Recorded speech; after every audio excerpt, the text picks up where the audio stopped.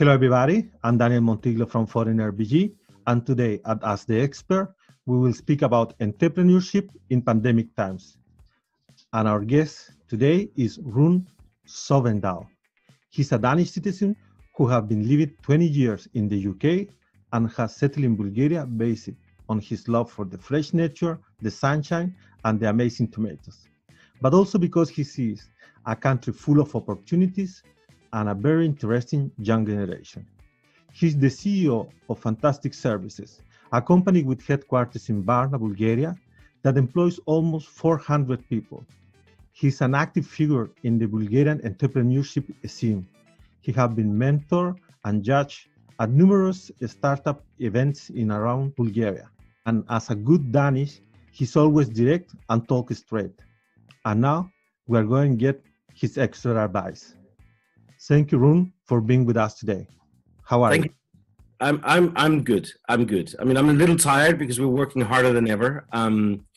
But I'm very good, and I'm very happy to be part of this show now, Daniel. As I said, anything that has to do with networking and helping entrepreneurs and helping businesses is what I do for a living, right?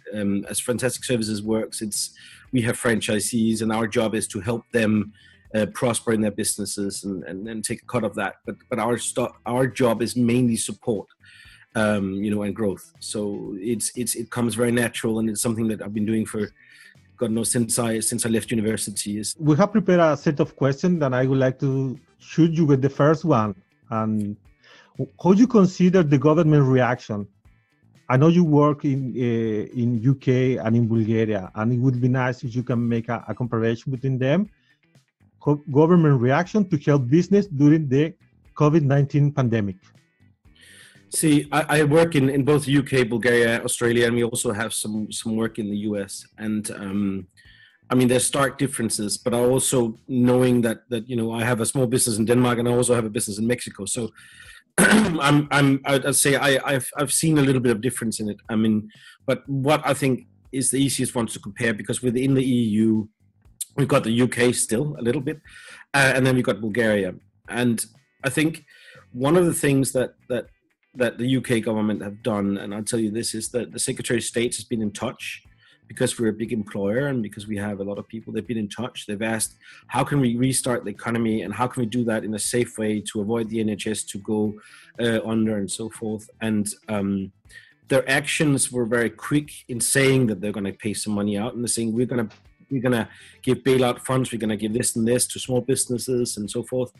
I think, yes, they had a better decision-making policy of this, of other money going to come in. I think Bulgaria was not on the first of the list of the countries where the EU Central Bank was going to pay out. So I think that was the hard part for the Bulgarian politicians. But I think the difference that rises and is the most stark to me is the difference in understanding what kind of businesses are in your country. I mean, we know Bulgaria primarily as a tourist destination, right? That's what you know from the foreign side of things. I mean, and you know that you're a foreigner here as well. You also know that there's a lot of thriving businesses here, but that's not the first things they think of, right? And I think that then if you look down that, we got a couple of successful software as a service companies, we got a couple of successful production companies, and then what Bulgaria has a lot of is call centers. And I thought about what's doing with call centers, because when you think about it, it's like, we understand the restaurant business, they have to be closed, right? And they can do takeaway, and that means furloughing the staff and this stuff here. And do they even open? I mean, so that's been very hard, right? And I think everywhere in the world, the number one hit business is restaurants, right? Restaurants and hospitality has been the most hit. Then come production companies, and I know there's a lot of very big production companies here where one of the things is that, yes, they might be able to continue, but then the supply chain breaks down. Like, can they get the metals? Can they get the goods in order to produce it? And not only that, once you've got the goods to produce it, whether it's tiles or whether it's car engines or whether it's this stuff here in production, can you then get your clients to buy it? It's a problem with Bulgaria, is that it can be very hard to communicate with the government. It's like that everywhere, but the government hasn't been very proactive in these things, and that's what I said. Also, the scheme of the furloughing, the 60-40 scheme, is not really that useful for call centers and so forth and so forth. I mean, what you've got to think about is that is that some of these call centers could have got more work. Some of them will have less because the clients are abroad.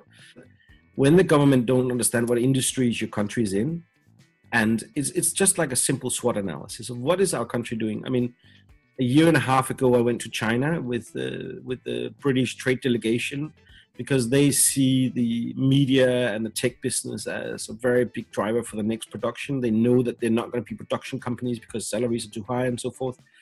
And I think that's where you're talking about the knowledge of what you are and what your strengths are. And I think that's the primary sort of issue I've seen with Bulgaria, and it's like understanding what is it, should we help the call centers, and what should we do in order to keep them safe? You know, like luckily, you know, Bulgaria has this amazing thing, and I'd give my hats off to everybody who's Bulgarian, and you know, you're here as well as a foreigner, but the resilience in people. I mean, the only reason we could carry on with full speed was because that once in a while the electricity company decides to switch off our power, right?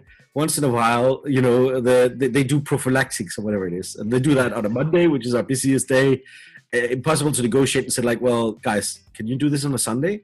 No, but the one engineer who has to do, no, then he has to get overpaid. I said, yeah, but I run a business with 400 people who can't make a living because you switched it off, and I can't make an income because you switched the power off for a day or two because you have to clean the engine, right? And that's the kind of things that we're up against here. So, but on the other hand, having run a business here for this long, you know, we learned that power generators are a need. It's a must. So we already had those. We learned that every single employee needs to have the high-speed internet connection at home. You know, so for us it was relatively seamless because we were so used to this. Oh, the internet drops. Well, we got 6 different lines. We got X, Y, Z.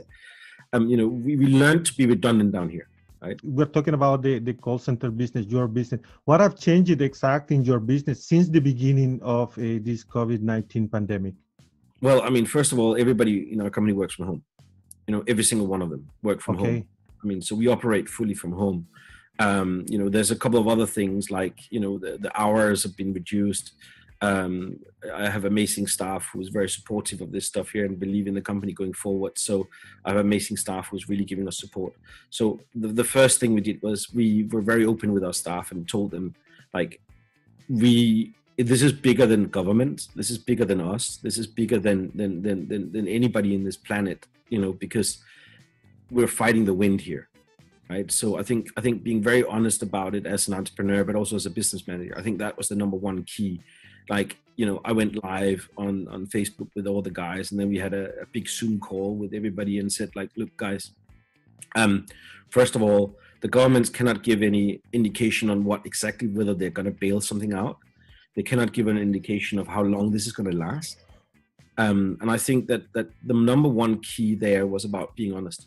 I mean, and saying like, look, we all have to tighten our belts. So I said to everybody from day one, I said like, look, if you have any expenses that you don't need, cut them now, right? Like what I've done, what everybody else has done, but it was instant. And I just said like, don't wait for this to be over, because I learned that from the Chinese connections I have, that don't wait for this to be over because this will last longer than they think. You know, they announced 2 weeks. I knew that it was going to be much longer, right? Yeah. So I said to everyone, like if you were about to rent a property or something else, don't, right? Like pull back on your expenses, get ready, because it's not the virus that's the problem. What you also saw is like the same day, the stock market crashed, right? And I think that very few people have seen that. I mean, you know, we're looking at a slow recovery, and yes, it will recover because the hedge funds will, but then when is the second recession going to come? Because it's going to come at the end of this year or beginning of next year or mid next year. It's going to come, right? It's going to have an excuse to come, but all the hedge fund managers will make it go up again because they're boosting the economy. So we know that that's a cyclical circle that always happens, right? It's like, I've been in business for so long to understand that, to know that every 7 to 10 years, something bad happens, and it'll have one excuse or the other, whether it's 9/11, whether it's this stuff, you know, whether it's Brexit, whether it's so forth and so forth. So I think the number one thing is to prepare your staff, saying that luxuries are cut. This is happening. We're doing these preventive actions.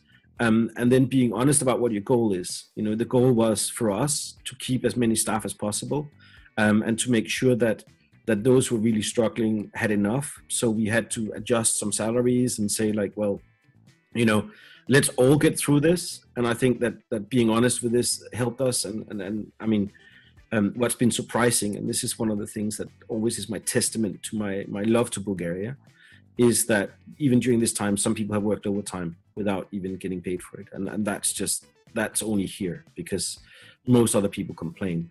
So I think when you have good leadership, so I think honesty and good leadership, and then you can really move forward. And I also think timely responses to the things, like hiding away from it and avoiding conflict, is not a way of solving things. So, but what we've changed as well, right? Let's go back to that. It's like all of us are working from home. We've made some changes in salaries, as I said. We made some changes in this just to adjust for the next 3 months to say, like, look, we lost a decent amount of income. It was quite substantial. But within, I think, a month and a half, we managed to go back to break even. So we weren't bleeding that much. And I think that's the important thing, is always to manage your businesses, like cut your cash flows, like you cut everything you don't need, right? Yeah, break even at this time is a big success. Let's call it like that. And that's what our goal was. Like, can we break even? And then we looked at what can we do to break even. I mean, we came up with 35 new services we could deliver, right? Not all of them have been popular. Not all of them took off. But what we did was we did this MVP product. And, we're in a lucky phase is that we've been a startup that continued with the startup mentality for almost 11 years, right? Which is very rare. Otherwise, you get to a corporate level, then you cut costs, and then you cut the staff, then you cut this, and then you work towards being super profitable, and then you work on skinning the company down until you don't have the human capital who can do these things. We didn't do that. So I think that's very important to sort of always be prepared in some ways, Daniel. For me, it was amazing to see that after the few days the pandemic moved to Europe, let's say, already I see that your company start to offer new services. That was very interesting. How you were able, as a big organization, to react quickly and adapt to this new reality. Well, as I said, we've always had a relatively strong management team inside. It's also like we've been able to launch things in days before. I mean, so that's the kind of thing. We actually have a number of things that we can launch in a couple of weeks, days, because we're always preparing for what's the next hype going to be, or what's the next thing going to be. So we're much more on the pulse of what's going on. I mean, and you will see, like, in the next month and a half, there'll be more services coming up that are more detailed around the COVID and response here. But luckily, and as I said, this is one of the things, like whether you're on Foreigner BG or something else. The thing is, you've got to have a good network worldwide of people who know what's going on, and you have to be very open with them. And we have a global network of people in our industry. And yes, we led some of the things and they copied us and so forth, but we were ready to share at that point because, at the end of the day, this is so big that all of us are going to be in this stuff here. I mean, the CEOs of all my competitors called us, and I called some of them, and we've been very open, which is a big difference from where the world was before. Yeah. So having that network has allowed us to have discussions and this stuff, and got us invited into the government in the UK, at least, in order to do the moves we had to do. I'm very interested about this that you say about the network. This is a way for the entrepreneur to be prepared for the change, that sooner or later change is going to happen and something is going to move. How you develop this network? Okay, well, let me go back a little bit in my history, just like almost 20 years ago, right? 20 years ago, I came to London with, knowing only my employer and two of my colleagues, right? I knew nothing else. I came there to study, and I had my first job. I created my own network back then, and I founded something called European Young Professionals back then. I think there's a Junior Chamber International is quite big on juniors and this stuff here. And through that network, we grew that within 2-3 years to be about 20,000 people in the UK.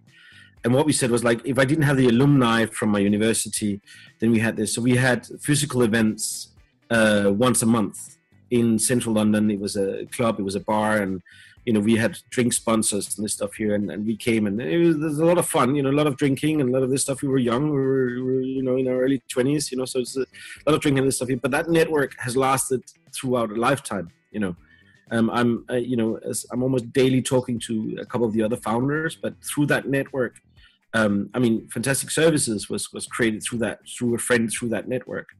So I think that's one of the things, and that's one of the things I really wanted to do in Bulgaria more, right? So when I came here, I realized I had no network. I had no this stuff. That's why I actually went out and sought who is the network, and went to the events in Sofia, went to the startup events and starting mentoring, and through that I got the connections. So the thing with networking is, and I had a very good teacher in this, is a guy called Andy Lupata, that it was very important that you don't try to sell anything to your network. What you do is you express your passion, right? And that was what EYP, when we became European Young Professionals, but it was also the same slogan of it: express your passion.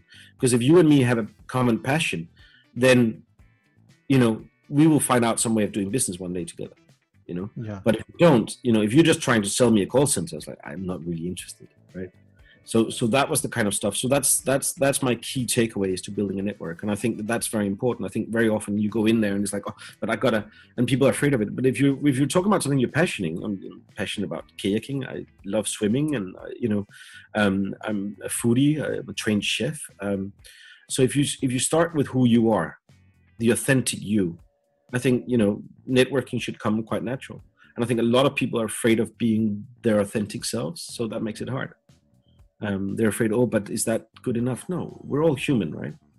And I'm sure, Daniel, if we spend 10 more minutes talking, I'll find we have a lot of other interests, not just Bulgarian tomatoes, but that's the way. And that's what networking is, right? So that's my advice on that one, is to be very open and very authentic with yourself, and then allow other people a little bit into your life, because we're all human, and through that, over the, God knows, 20 something odd years that I've been networking, some of the networks have been really, really good. Some of them have gone up to government level. Some of them have gone to CEO level of companies that I never thought I would speak to. So that's the way to do this stuff. And the network is very important, because when you're a CEO, right, whether it's a small company or whether you're running yourself, you're very alone, right? The loneliness is very big, because first of all, you've got to get your generals or your next level managers. You've got to get them to understand it, but you're also employing them and paying them, and you've got to keep them and retain them and entertain them. And there's a number of levels of these things, and it's always with this with staff. So if motivated staff isn't there, then you don't have a company, right? Then you're just cracking a whip, and you're doing this stuff. So you really got to understand that level of it. And I think the loneliness of that is that there are others out there who has the same thing. And I think that, especially in these times, it's also getting your right coaches. I think that was one of the things that I saw in the beginning when I came to Bulgaria. I think it was 12, 15 years ago. It's like, well, coach, nobody wants a coach, right? You can have a fitness trainer, but a coach, no. You can't talk about the mental part of it. And I think that that's completely changed now, and I know 2 very good coaching companies in Bulgaria, and I know some of my former staff have become very good coaches in Bulgaria, and I'm very proud of that, because it really changed the way we opened up on yes, a coach is helpful, right? A mentor is helpful. So having that network, I think, is the key. But that also allows you to, after we'd launched the antiviral sanitation service, 2 people called me that I hadn't spoken to for 2 years, and they said, like, Rune, I just want 30 minutes with you on a brainstorming. I want your input on this, and then I want your input on this, right? And we came up with an idea for their business that is now taking off, and actually is about 3 times the size of what their business was before. I'm not going to talk about what it is, but actually came up with it's 3 times what their business was before. They now got production orders in that they didn't expect, because everything was shut down. And they now had to reopen the whole factory of what they were doing, and then completely like do this stuff. And this is not about, as I said, it's not about profiteering. It's about just opening up to the world is new, and I have to change the way I'm thinking. Yeah, big problems, big opportunities. Yes, but it's the same. And it's like, but if you lie down in bed and say like, oh, well, it's over and the government's not going to help me, guess what's going to happen, right? Whatever you think is going to happen is going to happen, right? So I thought I just have to open myself and be open about where I am and who I am, and I have to be open about what's going on here, right? So it's like I if there's any entrepreneurs out there who runs call centers, if there's any guys out there, so like I said, feel free to contact me, on Facebook, this stuff here. It's like I'm very open to this stuff, because what I do know is that collaboration makes you stronger. I strongly believe in synergy. I mean, we even believed so much in synergy that we created our own philosophy, which is called the 360-degree happiness, right? Which is a philosophy. It's not just us and our clients who has to be happy. It's also our suppliers, and that became us, the whole circle. So 360 degrees of what I meant, like win, right? Because there's win-win. Then there's win-lose, and then there's win-win-win, and then there's what I call the 360-degree win, or the 360-degree happiness. So, and it's been really nice, because we started in the recession, and we knew that we could barter back then, right? So if you take it 10 years back, in 2007, 2008, when the financial was a crisis, those things were capable. The networks that you're establishing now, and the kind of people, like whether you're talking to me or whether you're talking to another entrepreneur, the network you're establishing now could in 10 years become 40, 50, 100, $1 billion business, or it could, exactly. And that's what I said, like you have to keep that open mind on this, because it's like, bam, the world reset, right? And I think it's what's going on is horrible. I mean, the death rate on this stuff here is scary. And I said, like, I don't like, we didn't launch antiviral sanitation to profiteer from it. So we didn't launch a hoax product. We didn't launch it to profiteer on it. What we did was, like we said, our goal was to break even, save staff, because we know the world comes back, then be able to do the changes that we need to do and move the stuff here. So we took it step by step, right? The other thing that's launched now could be coming, profit on it, profit centers. But as again, with everything you launch, it takes time, especially when you're a larger corporation, to make profit on it. When there's a lot of processes that has to be done and this stuff here. So sometimes you're not able to shift that fast, right? Yeah. And Rune, what about one piece of advice, if I was a new entrepreneur that is coming here in front of you and say, I'm struggling now with my business, I don't know what's going to happen. Rune, tell me something, Well, I think, it's really hard to say, but because there's always two paths you can go, right? And it's like, we've been in the bootstrapping world since 2007, we never took VC money, we never took investment and stuff here. I kind of have the same thing with government, taking government money and this stuff here. It's the same. It's like, if you're struggling in that sense, then maybe you don't have the right product fit, right? Maybe you haven't estimated the demand correctly, and maybe you are not using what I call the path of least resistance.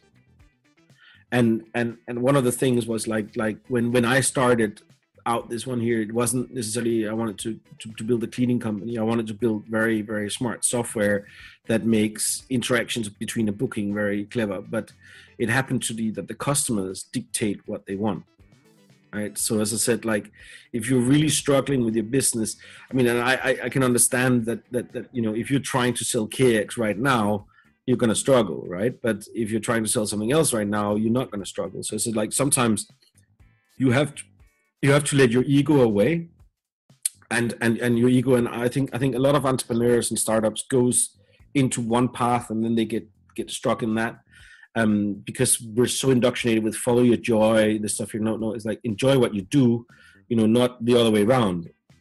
And I think that's the key thing. So say that again, because I think see, there's a lot of guys out there so that you do what you love. Right? Yeah. And I'd like to change that to love what you do. Uh-huh. Right?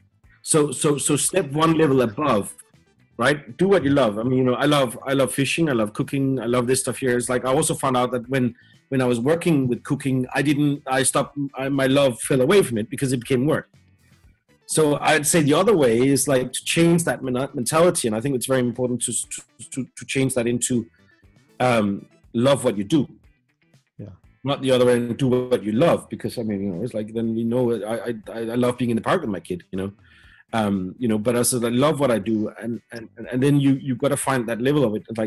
I love what I do, which is coaching, which is helping, which is growing, which is taking decisions, which is coming up with new ideas, which is helping and guiding and enabling and seeing growth. And I love that, right? Where that fits into this stuff here is irrelevant. But as I said, like, love the function, not necessarily the product always, right? And I think that's a philosophy and a mentality. But going back to the really hard question there is like, if you're really struggling right now, and I was thinking, what do I do when I'm running around in circles? Then stop. There's no reason to run around in circles and this stuff here. Get to your network, validate your ideas, validate your MVP, validate what you're going to do, validate how the business is run. Look at examples of what it is. I mean, I said one of the, you can see behind me, there's a lot of books, right? One of the good books on this stuff here is a book by Austin Kleon called Steal Like an Artist. And it's always like you copy something, but you improve it. Never plagiate, but actually just improve on it. And what I would see, and this is why I like Bulgaria, is that there's so many things that's done so. And it's the same in other countries I'm working with. It's like I have something in Mexico, and what we found out, was a competitive advantage in Mexico was that we actually answered the phone, right? It was so simple, right? I have a dive shop in Mexico, and our competitors next door, they didn't answer the phone. They shut at night and this stuff here. That's what with the European customers and the bookings comes in. Then get an answer phone and this stuff here. So there's so many little things you can do. And I think that's the mentality. Is like, don't plagiate. Don't just see this as the stuff. And I think one of the biggest thing entrepreneurs have, and I think it's a big mental block, is that they think that it's the easiest way to get rich. It's not. It's the hardest way to get rich, right? The easiest way to get rich is winning the lottery, right? That's the easiest way because you've done nothing for it. You paid this stuff here, but you have to get lucky, right? Okay, that doesn't work for you. So understand that this process of making money out of something is not instant.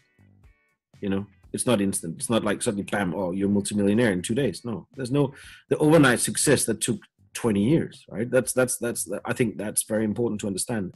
And I think that the foundation blocks of that is your network, is who you reach out to, and who you work with and who you trust with. It's like there's nothing that I essentially can do on my own, if that makes sense. That's dysfunctional, right? I'm dysfunctional on my own. It's like, well, I need the people around me, and that's what I said. The network is so important, and that's why I'm so happy to see that there's Foreigner BG and that hopefully. Because there's others like me. There's more foreigners now, and I see more foreigners. I mean, there's always been like a mix of foreigners where some came here just because they were retiring and getting a nice summer home. And we all know how lovely Bulgaria is in the summer. We also know how nice it is in the winter. We know how nice the mountains are. We know how nice the beaches are, and people come here for this stuff here. We also know that it's comparatively living standards is actually better than the UK if you have an income, right? I mean, I think the air is cleaner. Yes, Sofia, not always, but there's so many benefits of Bulgaria. There's also a lot of things but what I'm missing in Bulgaria is a bit of a network.